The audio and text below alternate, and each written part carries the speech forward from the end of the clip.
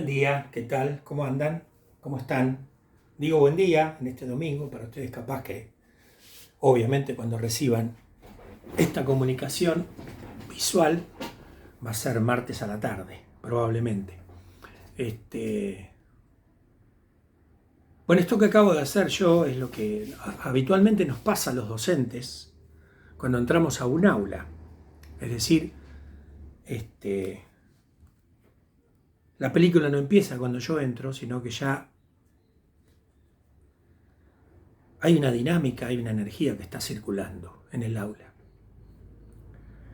Y uno debería aprender en, en este primer ejercicio físico, si se quiere, o el costado físico de la práctica docente, empezar a reconocer que estos gestos también hablan de una manera de transmitir lo que después uno va a querer transmitir específicamente con algún tipo de enseñanza, ¿no? Nosotros llegamos a un lugar que ya está constituido y me parece que nuestra actitud debe ser, por lo menos inicialmente, a través de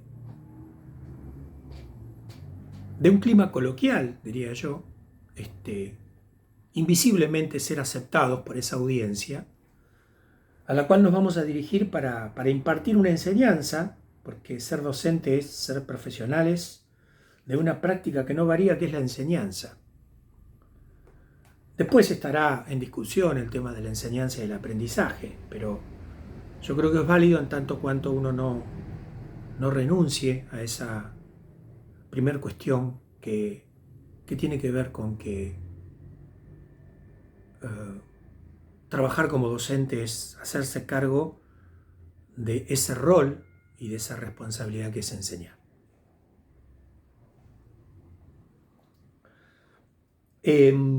Estoy tentado, tengo muchas cosas para decir, de las cuales creo que voy a decir muy pocas, porque, viste, cuando uno habla así, quiere que no falte nada, quiere que esté todo, y la verdad que eso no se puede. Entonces me voy a dejar llevar por la práctica conversatoria, por supuesto teniendo alguna guía, pero la práctica conversatoria que me vaya llevando y también como quien trata de que ustedes me acepten, ¿no? Querer transmitir algo que sirva para pensar juntos, para reflexionar, para reflexionar en privado, ¿no? Para producir miradas diferentes.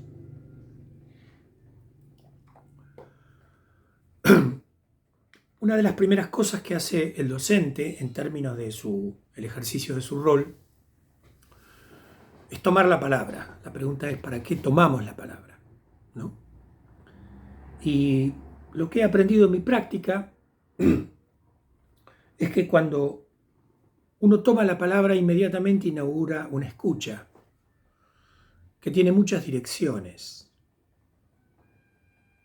que va hacia el alumno y vuelve, que va más allá de las paredes del lugar donde estamos cernidos en el proceso educativo, le hace aula, escuela, que a veces rebota en la sociedad y vuelve. En fin, creo que la escucha es lo primero que impacta. Y una de las escuchas que nos vuelve cuando nos encontramos con adolescentes es casi imperceptiblemente recordar nuestra propia adolescencia, ¿no? Es decir, conectar cuando yo fui adolescente, tal vez para no olvidar que prácticamente la adolescencia se trata de crecer, por sobre todas las cosas, ¿no? No quisiera quedar entrampado, no es mi intención, entre debates respecto de ese terreno difícil de delimitar entre adolescencia y juventud, porque me parece que toda separación remite a un recorte de algún tipo, biológico, psicológico, sociológico. Me gustaría transitar con ustedes, si me permiten, esta cuestión de verlo como un colectivo, adolescente joven. Tampoco me gustaría hablar de la adolescencia en singular, en un sentido cerrado, sino de adolescencias y de juventudes. Es decir, a partir que se enriquece mi mirada de la adolescencia, creo que se ve beneficiado mi idea de las juventudes.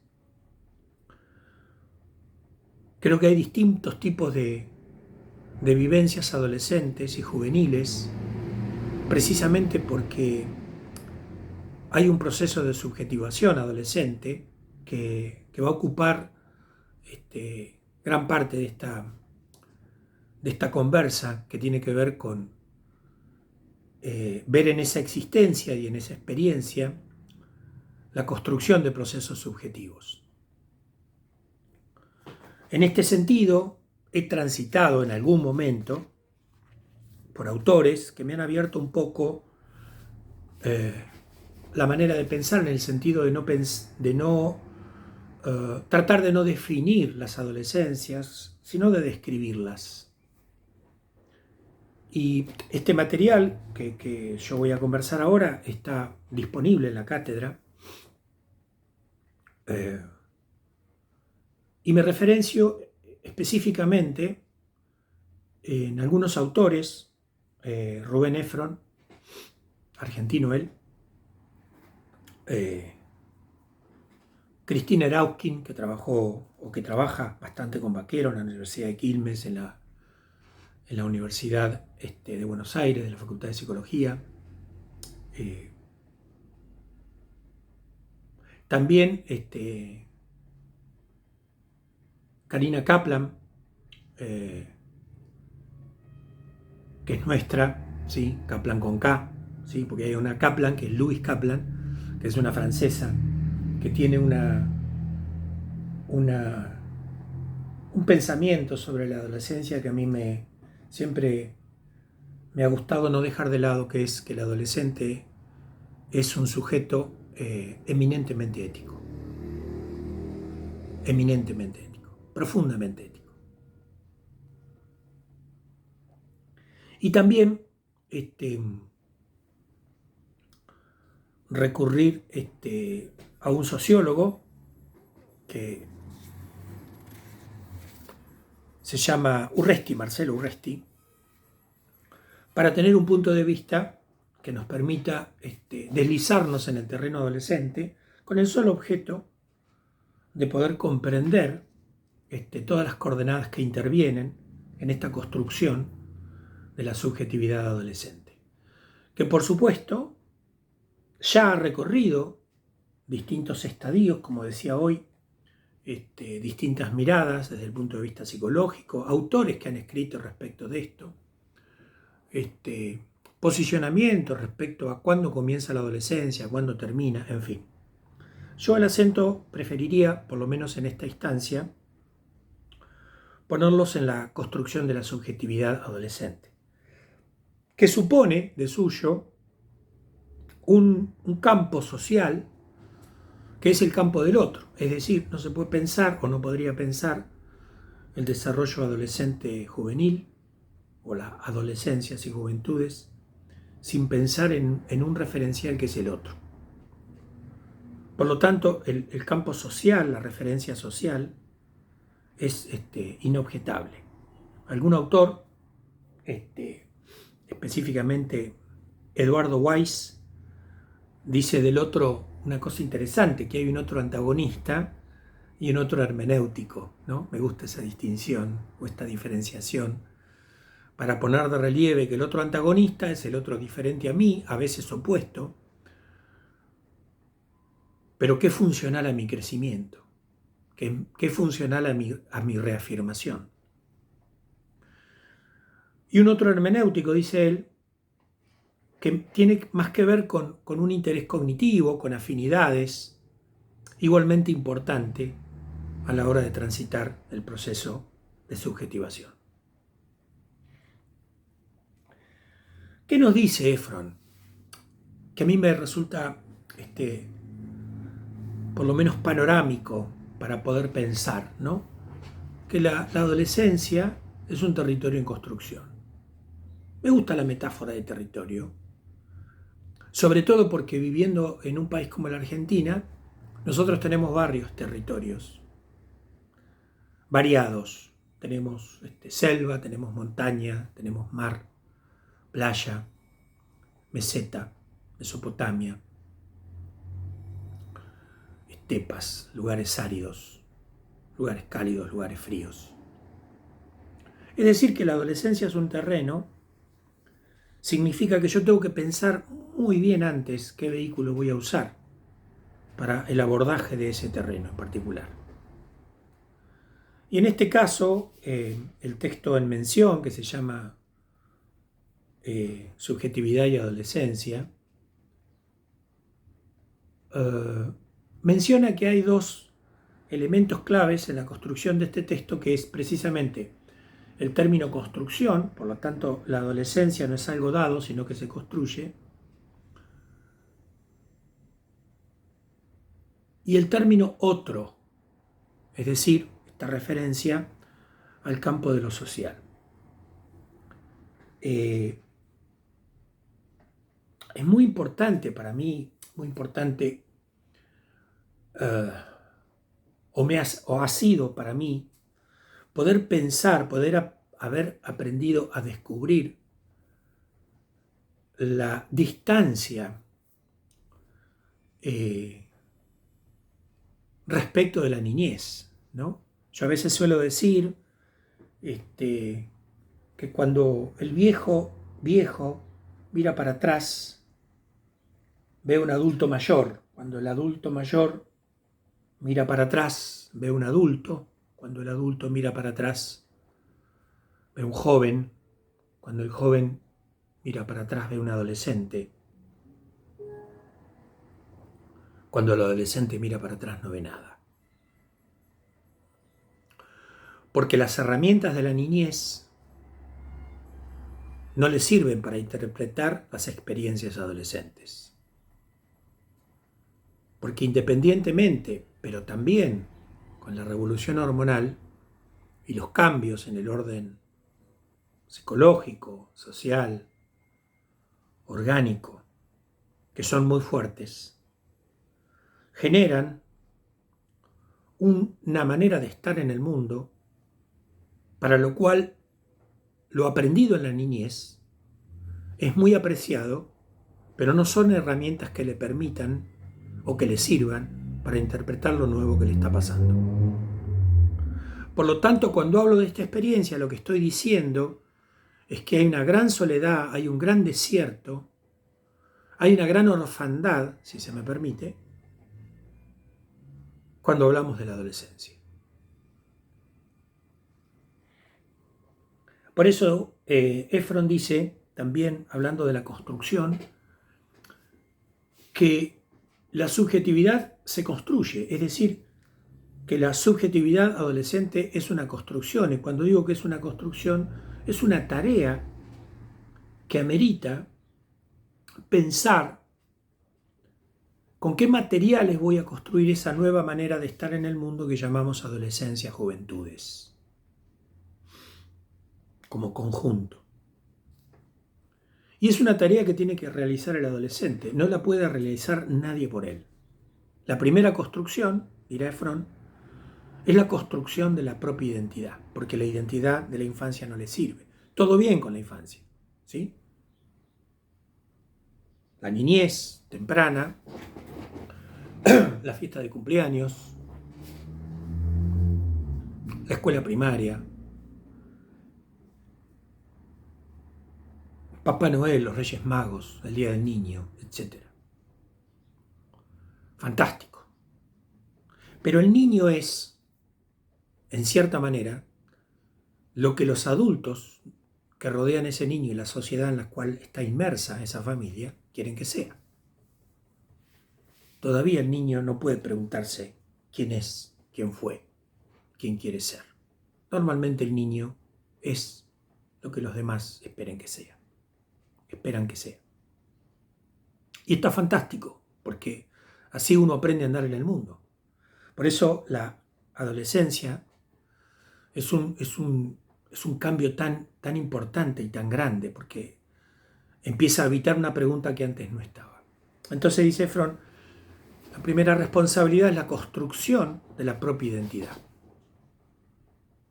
Pero además tiene que construir la relación con los pares, porque para poderse preguntar determinadas cuestiones necesita poner, aunque no lo sepa, en cuestionamiento todo lo que se ha dicho de él, es decir, poner indirectamente en cuestionamiento y no irrespetuosamente a sus padres. Es decir, desidealizarlos, es decir, bajarlos desde el lugar donde estuvieron. Digo padres en el sentido de la función, ¿no? Tanto paterna como materna, es decir, quién fue efectivamente aquel adulto que estuvo a cargo de ese niño hoy adolescente. Y el tercer elemento de construcción tiene que ver con la construcción de la propia autonomía, es decir, no solamente aprenderse a validar por sí mismo, sino aprender a valerse por sí mismo.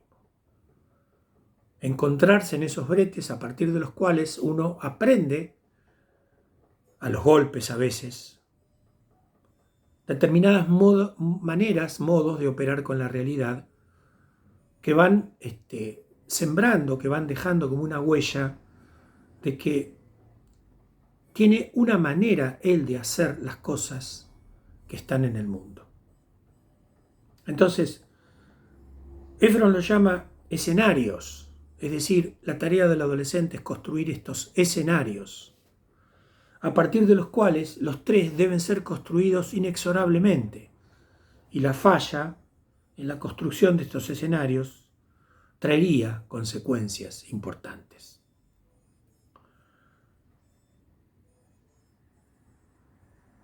Suele haber una metáfora interesante que la trae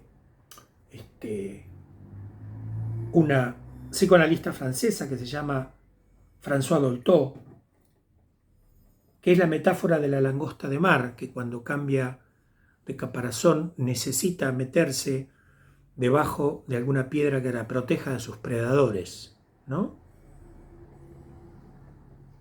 Hasta que le vuelva a crecer la nueva piel, porque si no estaría lastimada, y cuando sobrevenga el crecimiento de la nueva caparazón, la herida queda dentro. Entonces ella dice, un tanto irónicamente, qué suerte que tienen las langostas de mar, que tienen un lugar donde protegerse. Hay adolescentes que a veces ni ese lugar tienen. La no recorrida satisfactoria, no digo exitosa porque no me gusta la palabra, pero satisfactoria de estos tres escenarios, con la ayuda del adulto,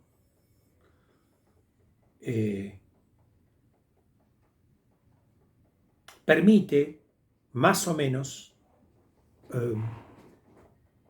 transitar saludablemente este proceso de subjetivación, que va a continuar, por supuesto.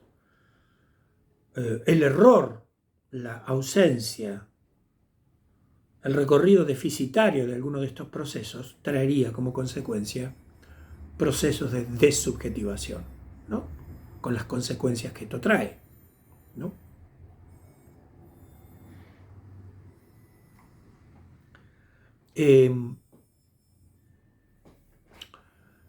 Cuando Cristina Erauskin trabaja sobre Vygotsky y escribe un texto que se llama Interpelando a Vygotsky en el siglo XXI, tomando algo de lo que Vygotsky había trabajado muy tempranamente, allá en los primeros años, o mejor dicho, en los primeros 20 años del siglo XX, había escrito un texto que se llama Paidología adolescente.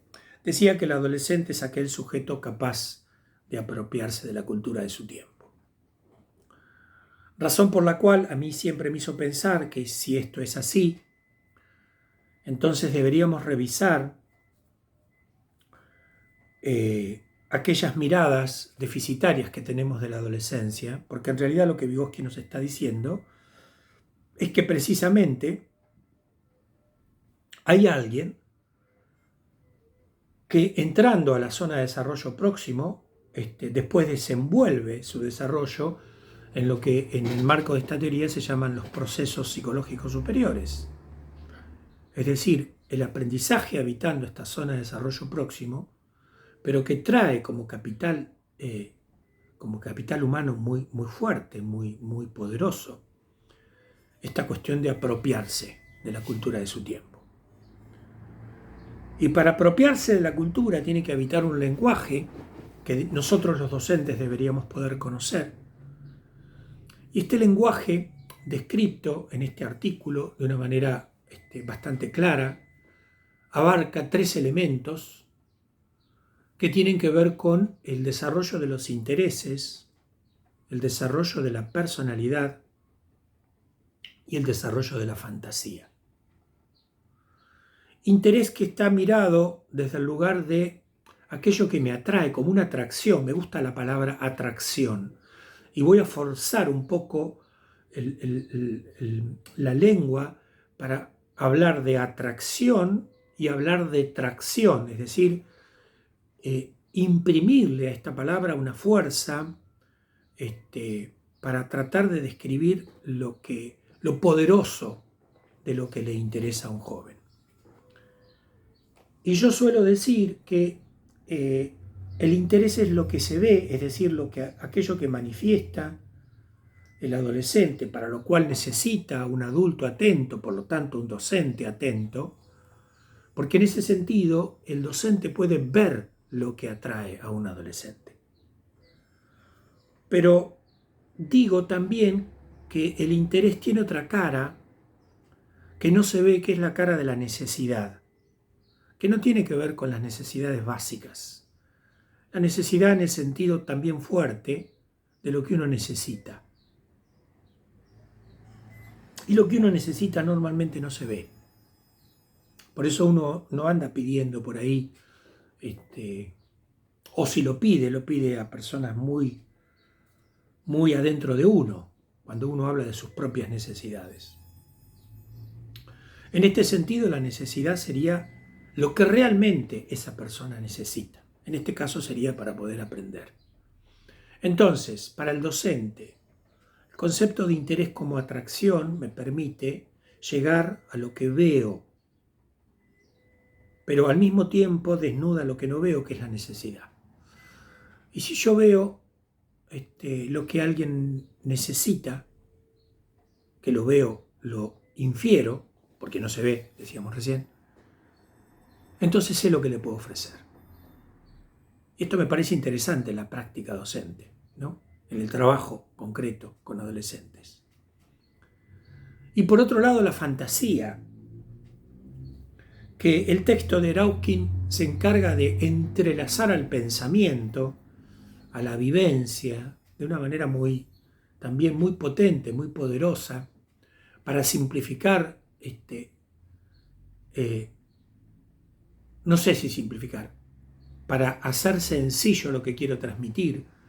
Digo, habría una cuota en los procesos de abstracción y de pensamiento que estaría atrapada por esta experiencia de la fantasía, que normalmente o que generalmente se desconoce en las prácticas de enseñanza-aprendizaje con adolescentes.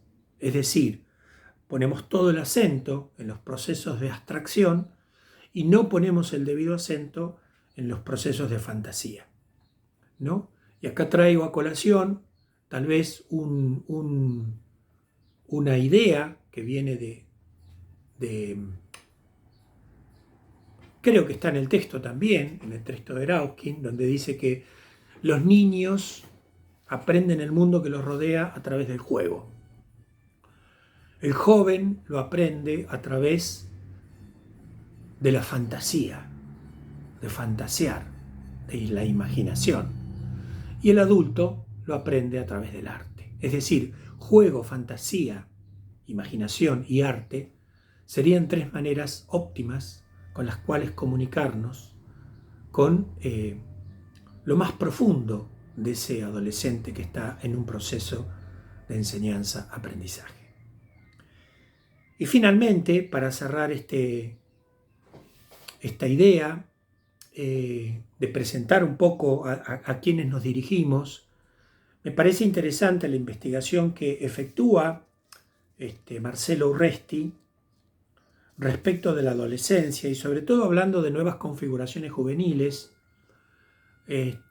no tanto por ahí en la división de hablar de ciertas categorías que a partir de la sociedad de consumo han ido emergiendo en nuestra sociedad, hablando de los tweens como aquel conjunto de preadolescentes que están en el último año de la escuela primaria y el primer año de la escuela secundaria, los adolescentes o jóvenes tardíos, a propósito de la dinámica económico-social que hace que, nos cuesta realmente bastante, una vez que terminamos los estudios secundarios, gozar de cierta autonomía para poder elegir una carrera y poderla llevar a cabo, o un trabajo, es decir, la idea de poder vivir por afuera de la casa de los padres, ¿no?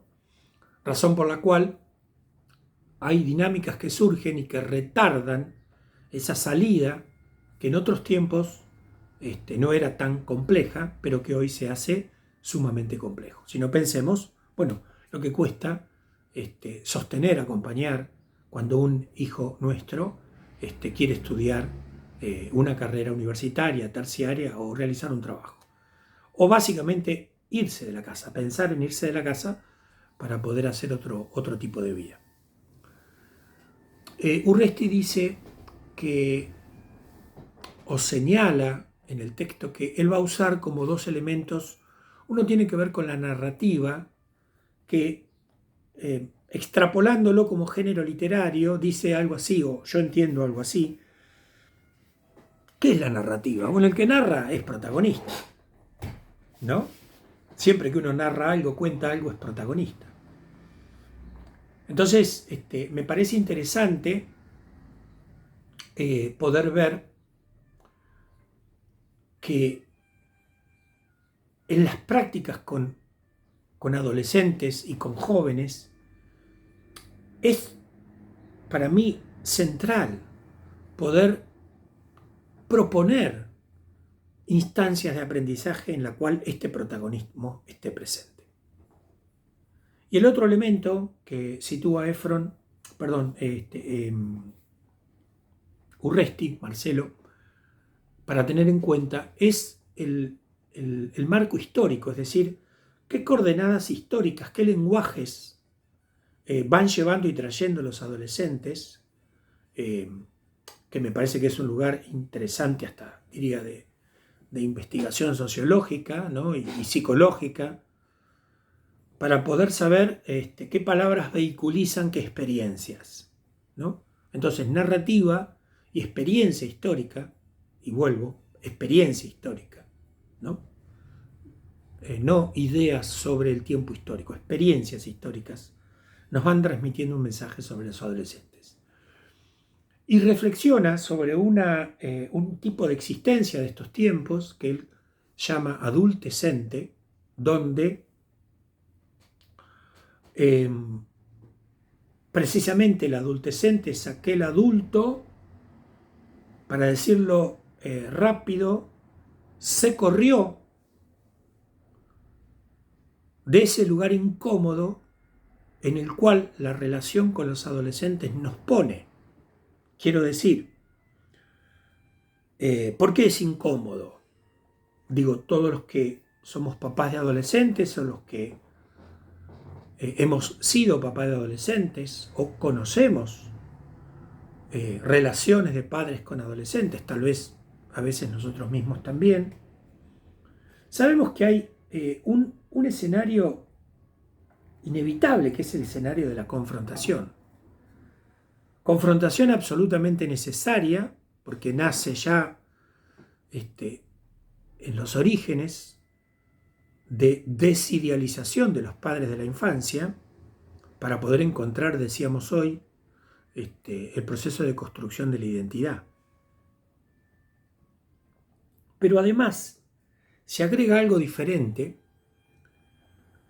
Yo a veces lo grafico así, no sé si es muy académico, pero hay 4 o 5 años donde los papás, los adultos, tenemos que bancar los trapos.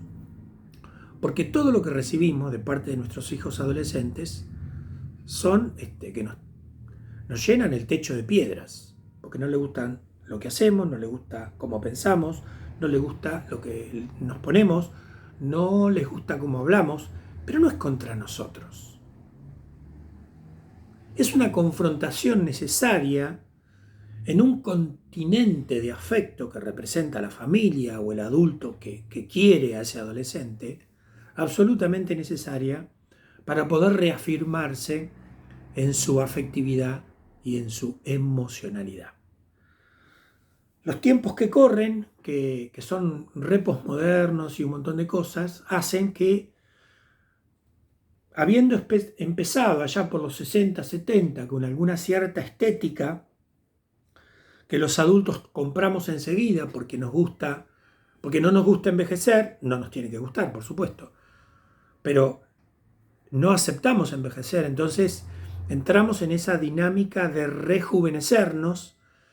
Y yo creo que, ponele que algún elemento haya surgido efecto y nos veamos más jóvenes, pero eso no quiere decir que seamos más jóvenes. En realidad tenemos la edad que tenemos.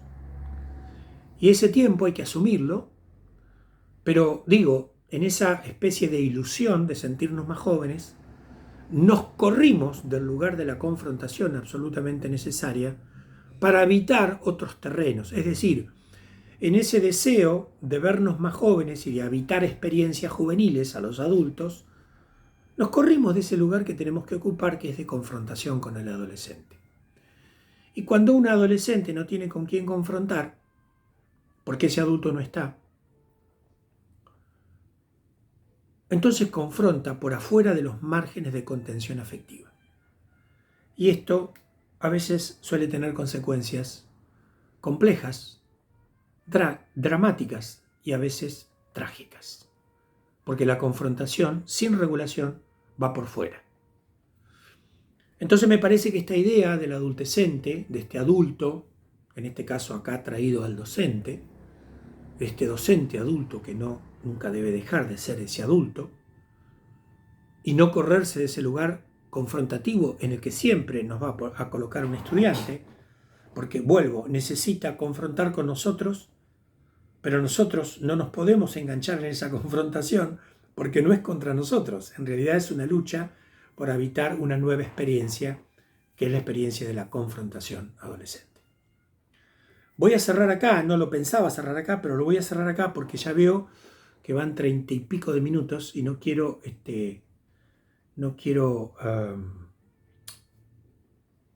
para mí, inclusive resultar pesado. Probablemente grabe otro video que sea complemento de y que seguramente en la cátedra mis compañeros, mis compañeras van a hacer uso de él cuando les parezca conveniente. Así que bueno, nada, un gusto. Voy a volver con otro video. Y lo que hago siempre, que resultó una idea, me voy a colocar otro atuendo para que sepan distinguir por ahí un video de otro, ¿sí? Así que nos vemos en un ratito. Gracias.